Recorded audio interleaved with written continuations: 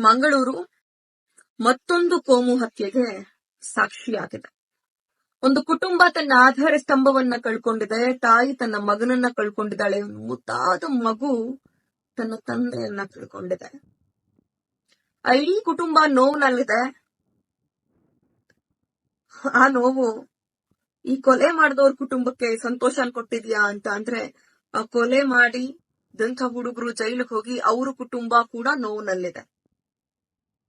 ಅವ್ರ ಕುಟುಂಬವೂ ಕೂಡ ಆಧಾರ ಸ್ತಂಭಗಳನ್ನ ಕಳ್ಕೊಂಡಿದೆ. ಸುಹಾಸ್ ಶೆಟ್ಟಿಯ ಕೊಲೆ ಆಯ್ತು.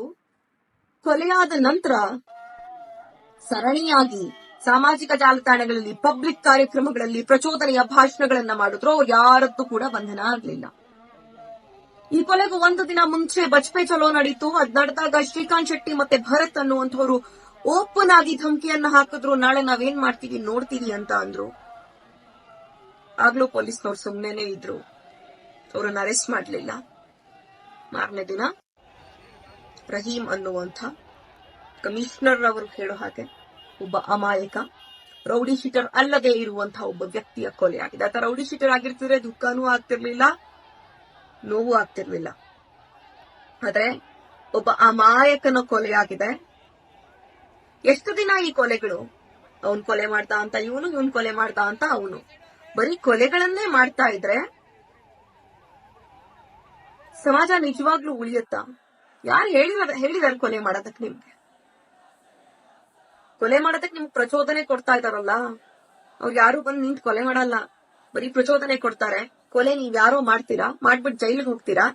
ಕೊಲೆ ಆದವನ್ ಕುಟುಂಬ ಎಷ್ಟು ನೋವು ಅನುಭವಿಸ್ತಿರುತ್ತೋ ನಿಮ್ ಕುಟುಂಬಗಳು ಕೂಡ ಅಷ್ಟೇ ನೋವು ಅನುಭವಿಸ್ತಾ ಇರುತ್ತೆ. ಈಗ ಸರ್ಕಾರದ ಬಳಿ ನಮ್ಮೆಲ್ಲರ ರಿಕ್ವೆಸ್ಟ್ ಏನು ಅಂತ ಅಂದ್ರೆ, ಯಾರು ಕೊಲೆ ಮಾಡಿದಾರೋ ಅವರಿಗೆ ಕೊಡುವಷ್ಟೇ ಶಿಕ್ಷೆಯನ್ನ ಕೊಲೆಗೆ ಪ್ರಚೋದನೆ ಕೊಟ್ಟವ್ರಿಗೂ ಕೂಡ ಕೊಡಬೇಕು. ಬಜ್ಪೆ ಚಲೋನಲ್ಲಿ ಭಾಷಣವನ್ನ ಮಾಡಿ ನಾಳೆ ನಾವೇನ್ ಮಾಡ್ತೀವಿ ನೋಡ್ತಾ ಇರಿ ಅಂತ ಹೇಳಿ ಕೋಮು ಪ್ರಚೋದನೆಯನ್ನ ಕೊಟ್ಟಂತ ಶ್ರೀಕಾಂತ್ ಶೆಟ್ಟಿ ಆಗಿರ್ಲಿ, ಭರತ್ ಆಗಿರ್ಲಿ, ಸಾಮಾಜಿಕ ಜಾಲತಾಣಗಳಲ್ಲಿ ಪುಂಕ್ತ ಕೂತ್ಕೊಂಡಿರೋರಾಗಿರ್ಲಿ, ಅವ್ರ ಭಾಷಣ ನಡಿಬೇಕಾದ್ರೆ ಚಪ್ಪಾಳೆ ತಟ್ತಾ ಕೂತಿದ್ದಂತಹ ಶಾಸಕರುಗಳನ್ನಾಗ್ಲಿ ಮುಲಾಜಿಲ್ದೆ ಒದ್ದು ಒಳಗ್ ಹಾಕತ್ರೆ ಪ್ರಾಯಶಃ ಮಂಗಳೂರು ಶಾಂತವಾಗುತ್ತೆ. ಯಾರ್ದೋ ರಾಜಕಾರಣವನ್ನ ಪೂರ್ತಿ ಮಾಡೋದಕ್ಕೆ ದೇವರು ಧರ್ಮದ ಹೆಸರುಗಳನ್ನ ಹೇಳ್ತಾ ಕೊಲೆ ಮಾಡಿ ಅಂತ ಯಾರು ಹೇಳಿದ್ದಾರೆ? ಯಾವ ದೇವ್ ಹೇಳಿದೆ ನಿಮ್ಗೆ ಕೊಂದ್ಬಿಟ್ಟು ನನ್ ಧರ್ಮ ಉಳಿಸಿ ಅಂತ? ಅಲ್ಲಾನು ಹೇಳಿಲ್ಲ. ಈ ಕಡೆ ಹಿಂದೂ ಧರ್ಮದ ಯಾವ ದೇವರುಗಳು ಕೂಡ ಹೇಳಿಲ್ಲ. ಕೊಂದು ಉಳಿಸ್ಕೊಳ್ಳುವಂತ ಯಾವ ಧರ್ಮವೂ ಕೂಡ ಇಲ್ಲ ಅನ್ನೋದು ಯಾವಾಗ ಅರ್ಥ ಆಗುತ್ತೆ? ಸುಹಾಸ್ ಶೆಟ್ಟಿ ಕೊಲೆ ಆದ ನಂತರ ಸೂಕ್ತವಾದ ಕ್ರಮವನ್ನ ತಗೊಳ್ಬೇಕಾಗಿದ್ದಂತ ನಮ್ ಸರ್ಕಾರ. ಆದ್ರೆ ಅದನ್ನ ತಗೊಳ್ತಾ ಇರೋ ಕಾರಣದಿಂದಾಗಿ ಒಬ್ಬ ಅಮಾಯಕನ ಕೊಲೆ ಆಗಿದೆ. ಈಗ್ಲೂ ಕೂಡ ನಾವು ಪ್ರಶ್ನೆ ಮಾಡ್ಲಿಲ್ಲ ಅಂತ ಅಂದ್ರೆ ನಾಳೆ ಬದುಕೋದು ಹೇಗೆ ಅನ್ನುವಂಥ ಪ್ರಶ್ನೆ ನಮ್ಮೆಲ್ಲರಲ್ಲೂ ಕಾಡ್ತಾ ಇದೆ.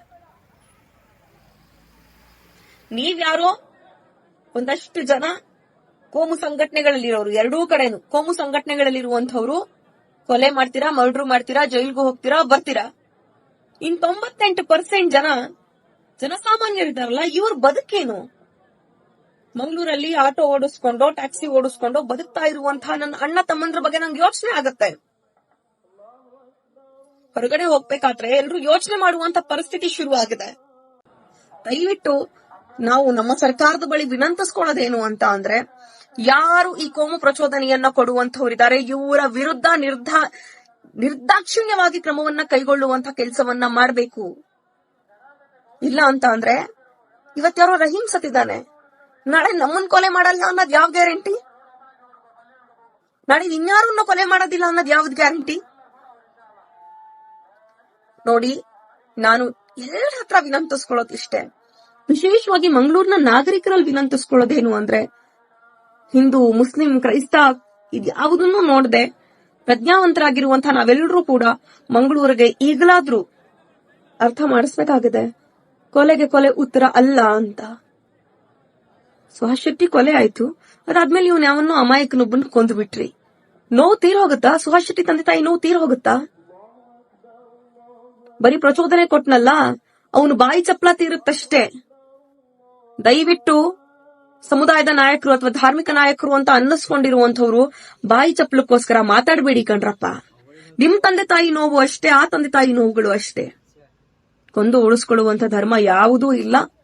ಸರ್ಕಾರ ನಿರ್ದಾಕ್ಷಿಣ್ಯವಾಗಿ ಶ್ರೀಕಾಂತ್ ಶೆಟ್ಟಿ ಮತ್ತು ಭರತ್ ಇವರನ್ನೂ ಕೂಡ FIR ಅಲ್ಲಿ ಇವ್ರ ಹೆಸರುಗಳನ್ನ ಕೂಡ ಸೇರಿಸಬೇಕು.